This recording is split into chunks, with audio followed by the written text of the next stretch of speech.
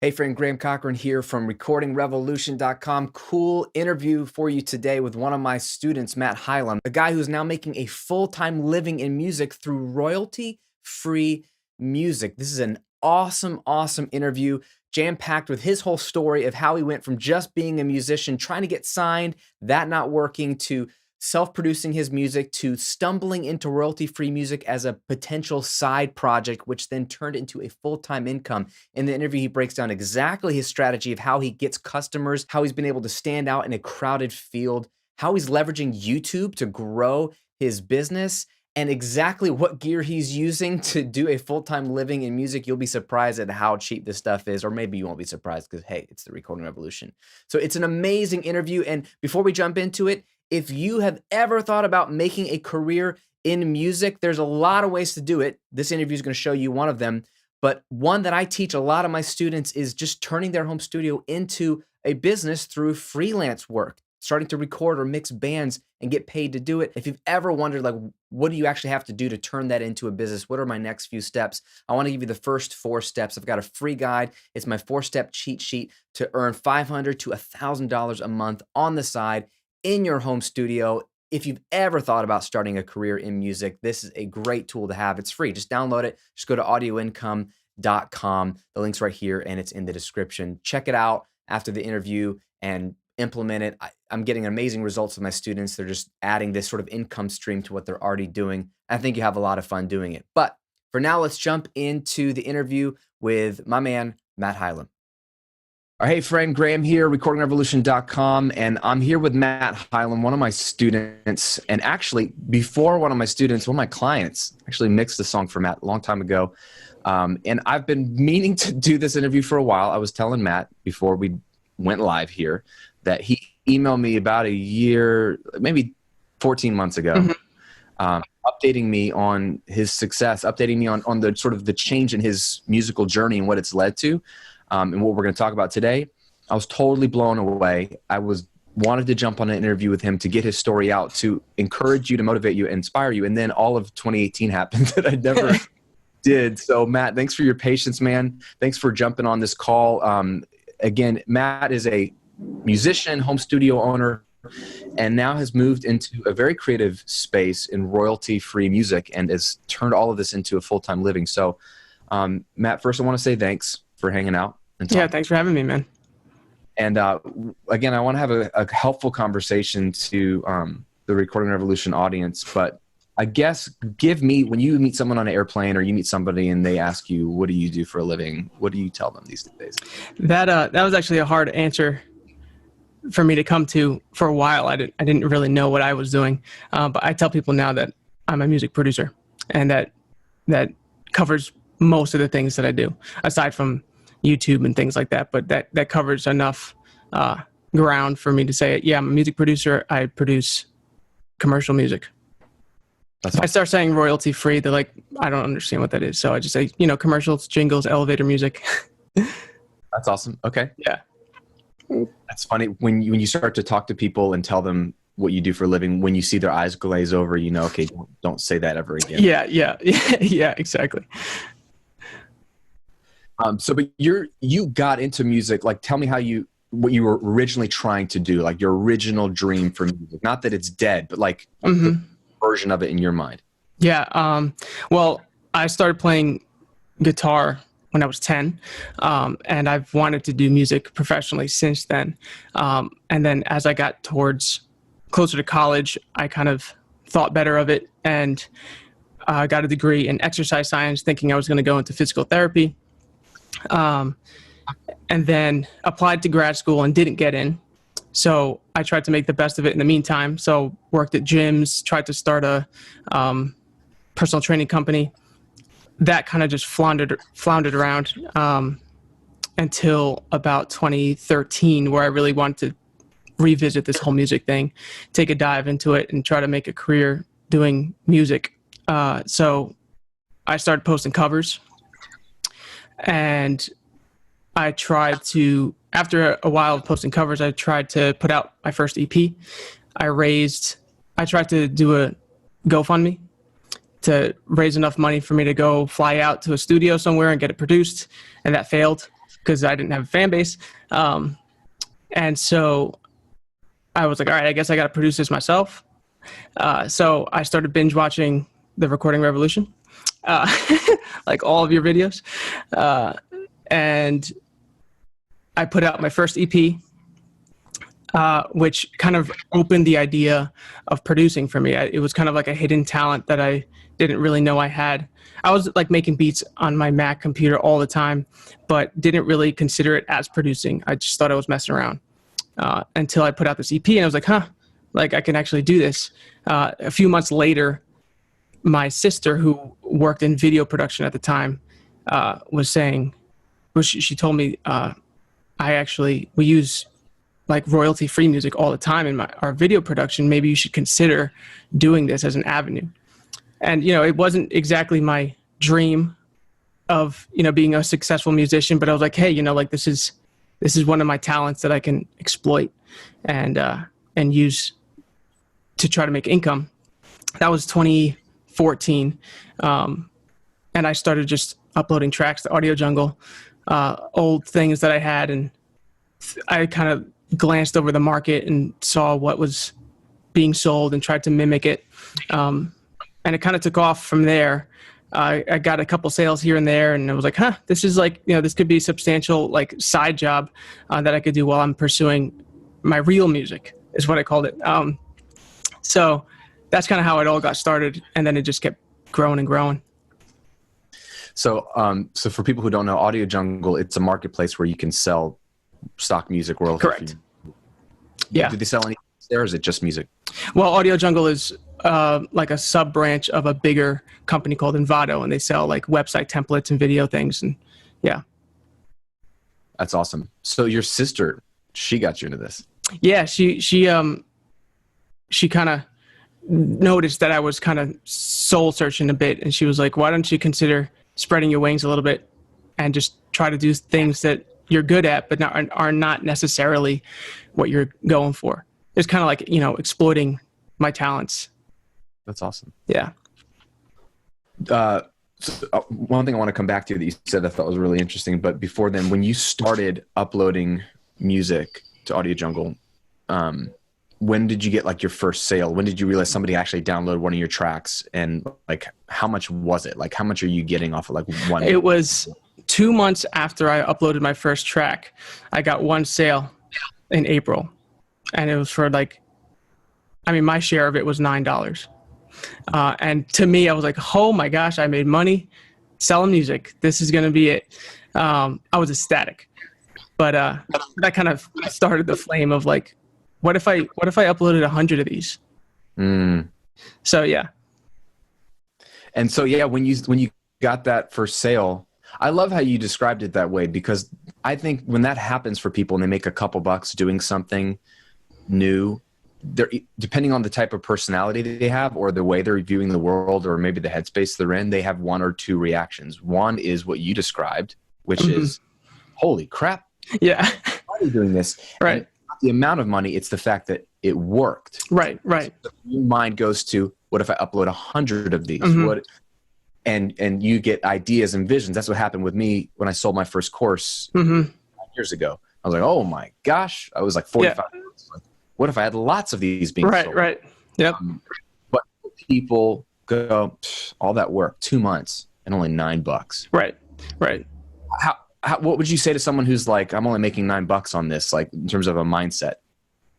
I would say focus on the potential and, realize that, all of this is,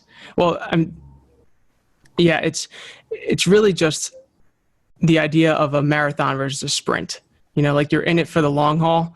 And so, you might take a while to get to a point where you're actually making income, but knowing that it's part of the long journey, and, a year down the road, you can look back and be like, hey, look, progress. Like if you see anything on the upside, then that's to your benefit. Like you grew from last year.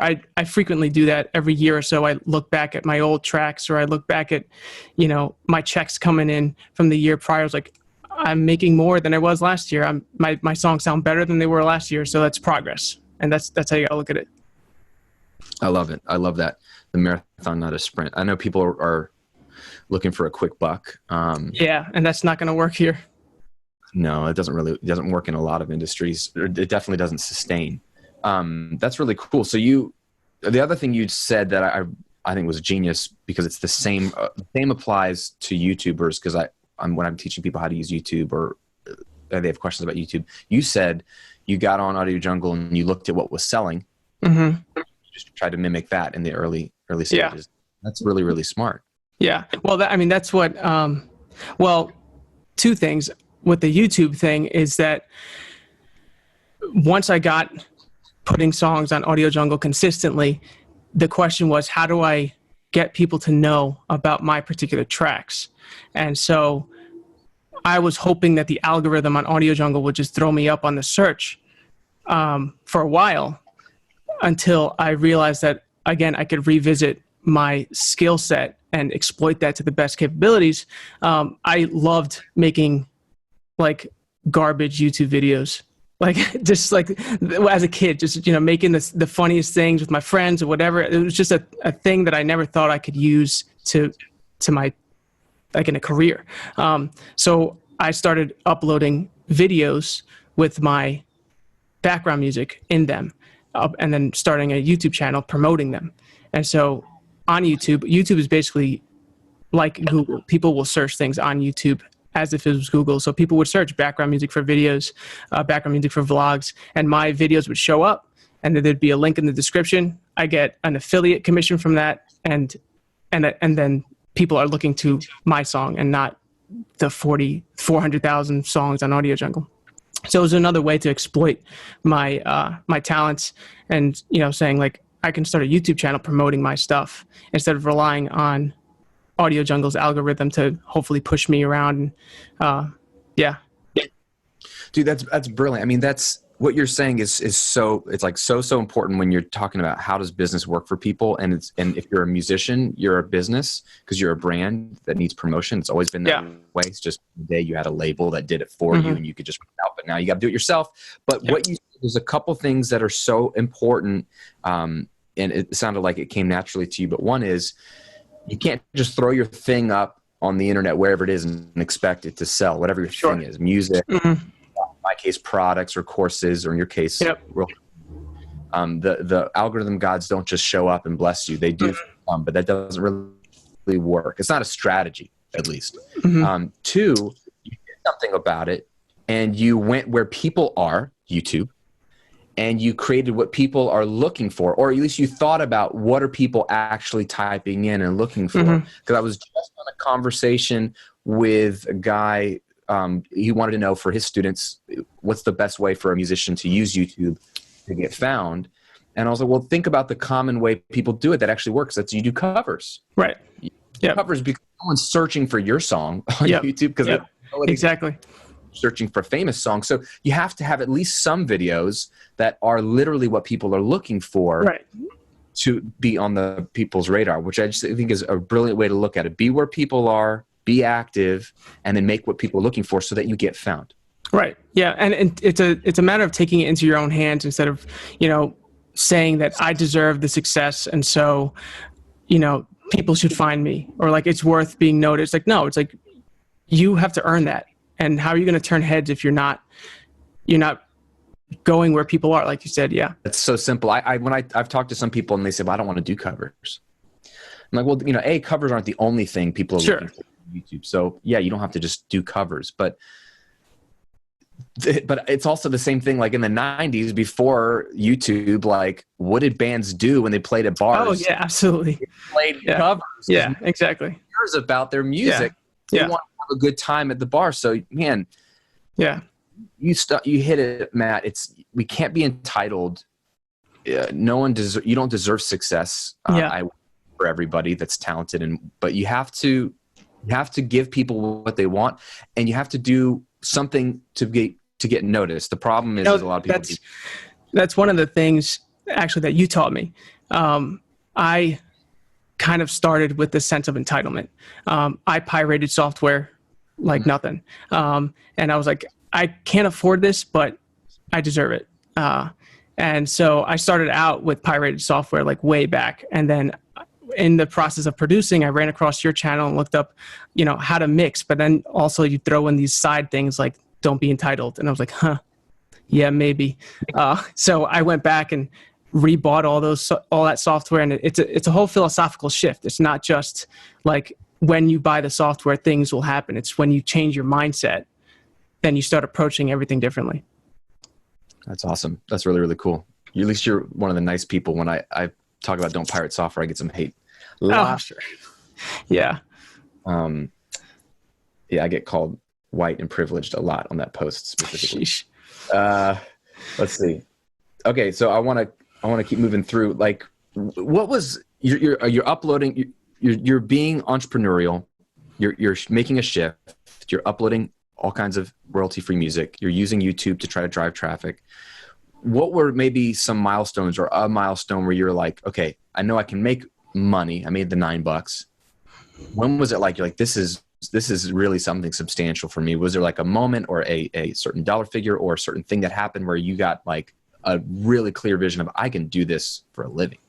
When it started turning into like 4 figures a month, I'm making $1,000. I was like, all right, now this is part-time income and I'm kind of working at this part-time. So let me really dive into this.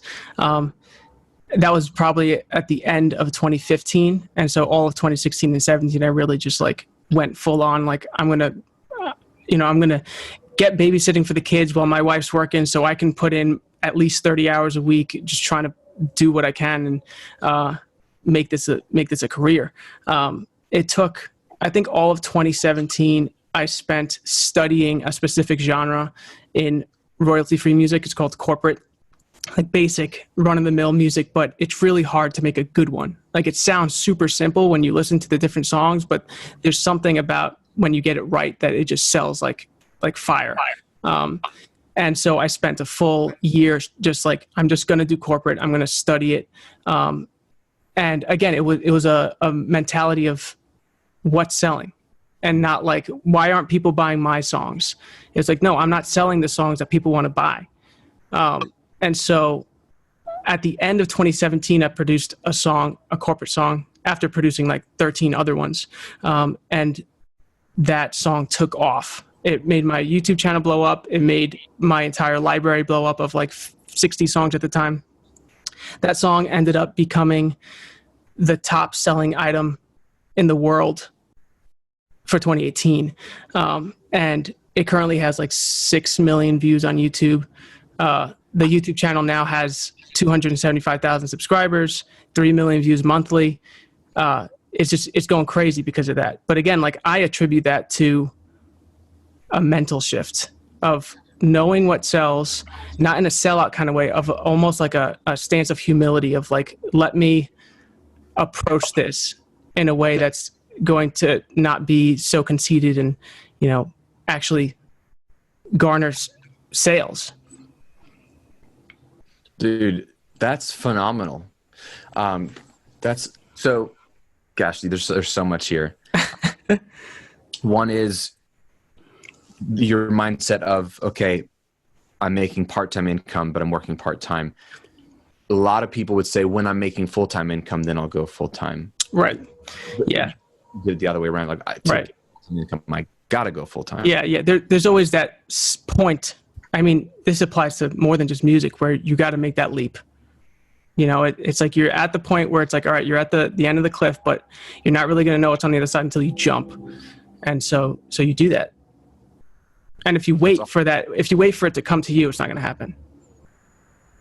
No, it definitely won't.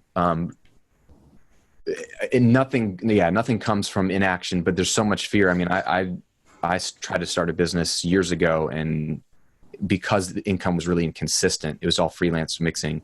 So because it was inconsistent, I got really nervous and moved back to getting a job and then keeping the freelance part more comfortable for me. It did a recession and God kind of forcing my hand to like go full time again against my but that was a mindset shift. The other one you said that was mind blowing was you spent a year studying a specific style or genre of royalty free music. I love the way you said that, because you saw something that you wanted to get good at, that you had potential. There's a need for corporate background music all the time. Yeah. You weren't good at it yet, or you hadn't cracked the code on it yet. So you made a handful, or you made like 13 or 14 of these, and a year of studying it, and eventually one of them clicked. Right, exactly. I mean, I was up to the point, like track 11, I could have given up and be like, this is not for me. So like, I'm just going to keep doing it until it clicks. And I guess it paid off in the end. There's so much there, because A, there's the determination factor, but B, it's also because the way things actually work in life. From Pareto's principle, right? Yep. 20% of your things are going to generate 80% of the results. Yep. So for you, 20% of your tracks probably make 80% of your money. That's exactly right. Same thing on YouTube. It's 20%, 80% of the views are coming from 20% of the videos. Yeah.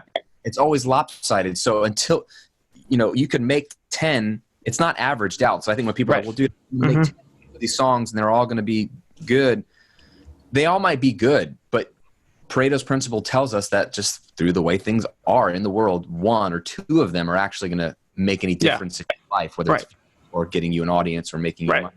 You can't give up, because unless you've made enough, you're not going to get to the good ones. Right. Yeah. And that's how I look at it. I see it like I need to expand my Pareto distribution as widely as possible, so that 20% of my library is actually 40 songs instead of one song. Like I want to get to that point. And so, because I always know that it's going to be the Pareto distribution. So the larger I can expand that 20%, the bigger my income will be.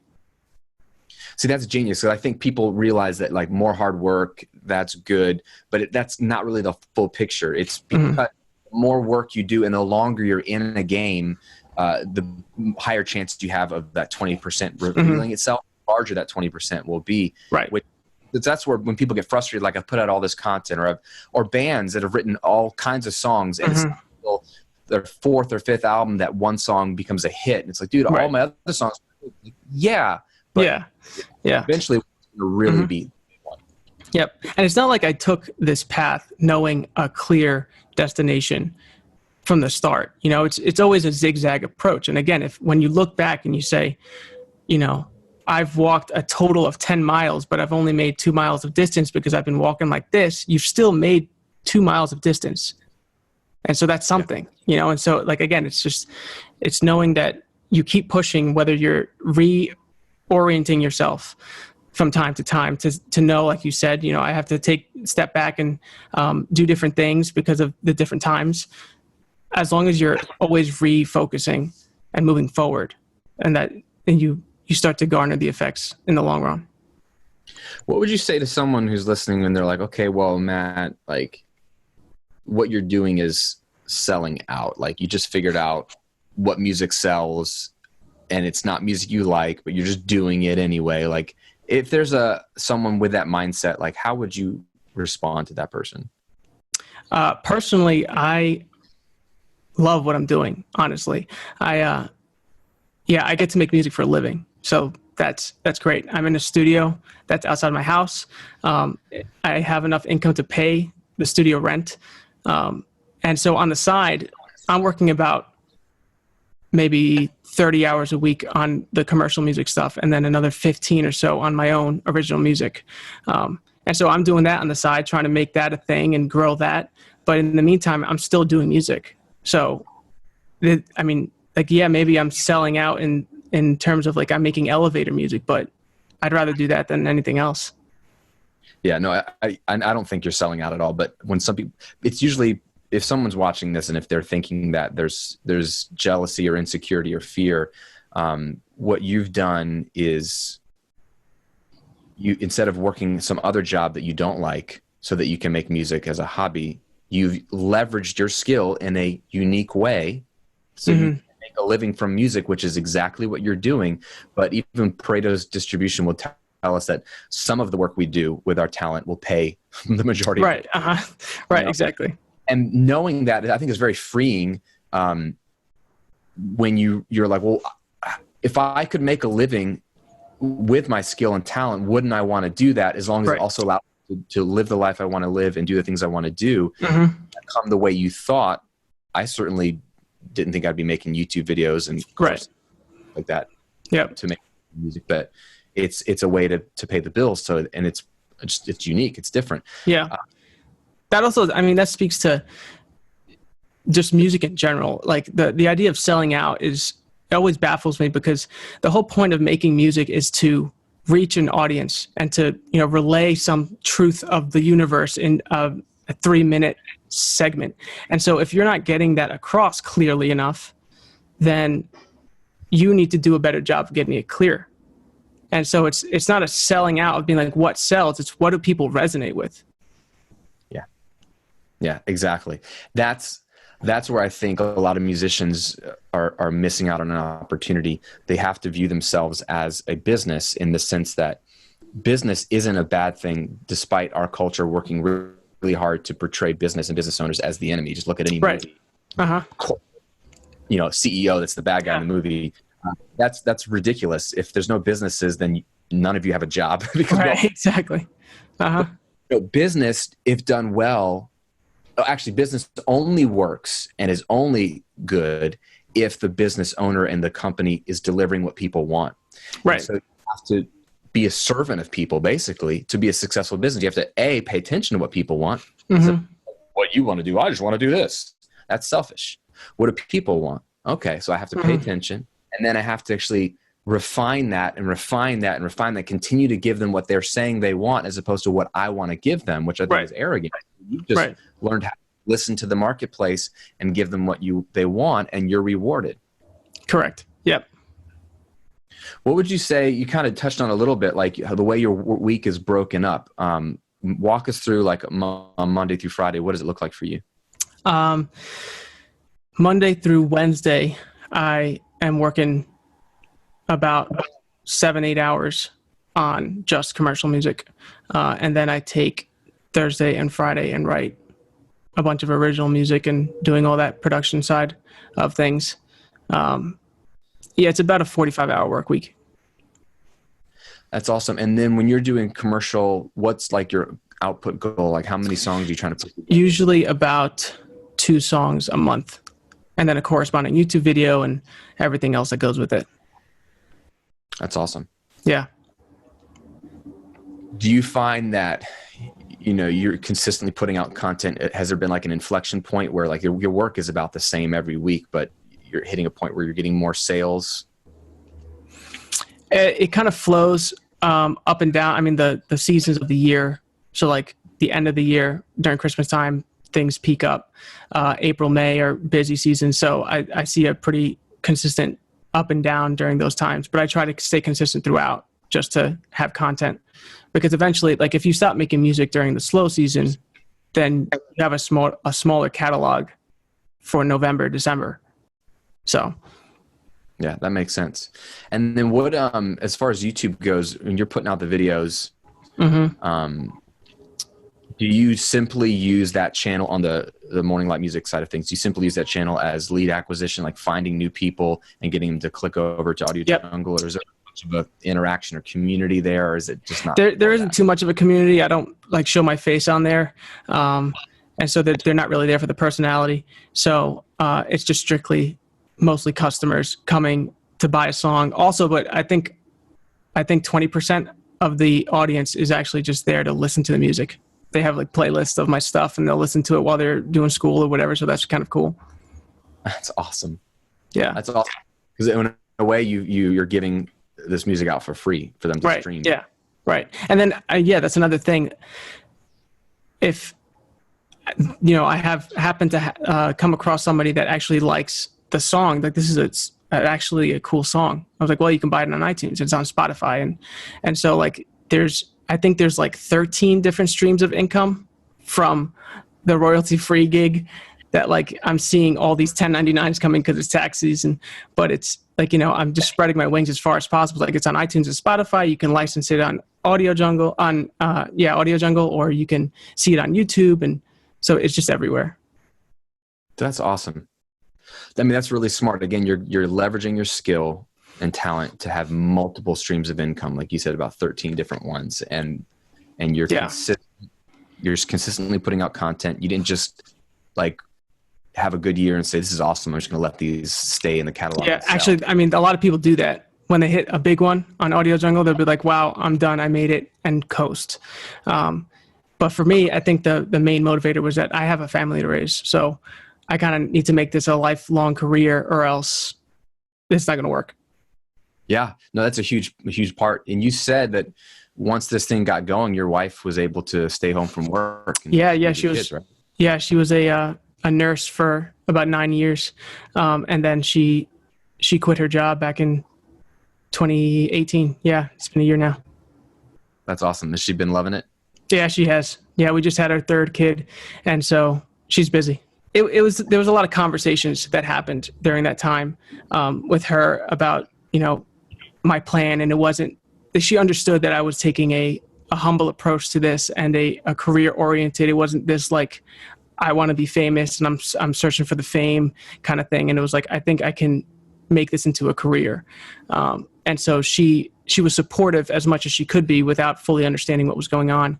But yeah, it was kind of a interesting period. I always look back on that and with, you know, sympathy towards anybody who was like, I don't think you're going to make it, because it was totally out of the blue. Yeah. I mean, that makes sense. I think people don't understand creative work a lot. Yeah. So when you do something that's out of their realm of possibility, they don't know how to process it. Yeah. But it's really entrepreneurism is what it is. You took your skill. That's what it is. Yeah. Yeah. Yeah. Yeah. And people don't equate that with music a lot. And that's where the disconnect was. And they're like, oh, you're just, you know, seeking something for fame or because you like playing guitar. It's like, no, I want to take this as an entrepreneur endeavor. No, which is awesome. And there's so many things you did right and you're doing right when you treat it like a business. You're looking at what your skill set is, what you like to do. You're looking at what the marketplace values. Mm-hmm. Royalty-free music was one. Then you're studying the marketplace and seeing mm-hmm. what the marketplace is selling. Mm-hmm. And then you get good at that. And then you've treated it like a full-time job. You're putting in the hours. It's not just you feel like uploading something. Like you go into the office and you work. Yeah. And you job knowing that eventually something will stick and it's going to be lopsided and it's always going to be 10 to 20% of your work that makes most of your money. Mm-hmm. So you're doing all the thing. There's so much that's not in our control in the world, especially. So you can't lie to yourself and say, oh, I can manipulate this situation, but there's so mm-hmm. much that is in our control and you've been doing those things. Right. Yeah. And I mean, I feel like that applies to more than just music, in that, like, if you just do what's in your control and stop trying to twist the fabric of reality and thinking you deserve things, you're going to find yourself a lot more successful. That's awesome. You're absolutely right. What would you say someone's watching this, you know, as we wrap up, someone's watching this and they're like, okay, Graham's made a living doing music in a creative way. Great. But Matt's made a living doing music in a creative way. Maybe hadn't thought of royalty-free music as an option, and they're actually interested in doing that specifically. What would you say for them? How would they best get started at the beginning of their journey to create background music, royalty-free music, that kind of stuff? I would say sign up with one of these sites. You know, Audio Jungle is probably the biggest one in the world. So that's a good site to get started on, and then just study a bunch of this music and know what's selling and try to understand the key concepts instead of the specific melody, but understand what type of melodies sell and, you know, what instruments are being used and how does the mix sound and things like that. And you don't really need a lot to get started. Like most of my career has been in my spare bedroom on a laptop with $100 speaker headphones and no studio monitors. So yeah, I wouldn't say it's a piece of gear. I wouldn't say it's, you know, any type of huge investment, but definitely take an approach of, I'm going to study this as a craft and just start putting music out and see what sells. Dude, that's awesome. Where can people find you? Where can they check out? I'm going to link to everything. Obviously your YouTube channel for Morning Light Music. Mm-hmm. They can kind of get a sense of what those things sound like. What about you? If you search Morning Light Music on YouTube, it'll show up. You can click on the background music and check it all out. My personal music's on matthylam.com or on YouTube. You can search that as well. yeah, I kind of like to float around the social media area. So I usually put my content on YouTube or Instagram, and everything's at Matt Hylam. That's awesome, man. Where do you think things are going for you moving forward? Do you think this is it for you in terms of you're going to continue to do this kind of thing? Is there another avenue you want to get into with your music that you're working towards? I would love for this commercial music to kind of take a step back. And so I can kind of, kind of automate this even higher out if I could.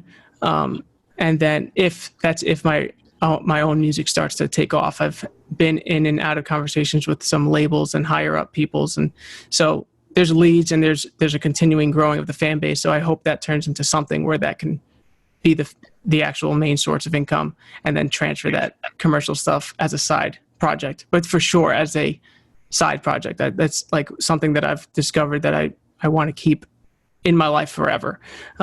Being able to produce like that and on my own terms, and it's just huge. That's awesome, dude. I'm so proud of you, man. I'm pumped. Thank you, man, for where you've come from. I'm pumped that you've seen results, that you've had success, that it's had tangible success in your life. Your wife being able to stay home, you being able to have your video space, you being able to then continue to pursue your personal music, which you're really good at. You're super talented as an artist. Thank you. So the fact that you can continue to do that is awesome. Appreciate you sharing your story. Yeah. With people, and just thanks for being another example of what's possible with the internet and an entrepreneurial spirit, because you're making probably a path for another person that maybe wouldn't have considered this as a career. Thank you, man. Yeah, for sure. And thank you for, everything you've been putting out for the years. It's definitely, you are probably the main catalyst into the idea that I can make a living at home. I don't need to fly out some big studio and do it. And so yeah, thanks for all that content. It's definitely helped. That's awesome. Well, thanks, Matt. I appreciate you, man. Yeah. Thank you, man.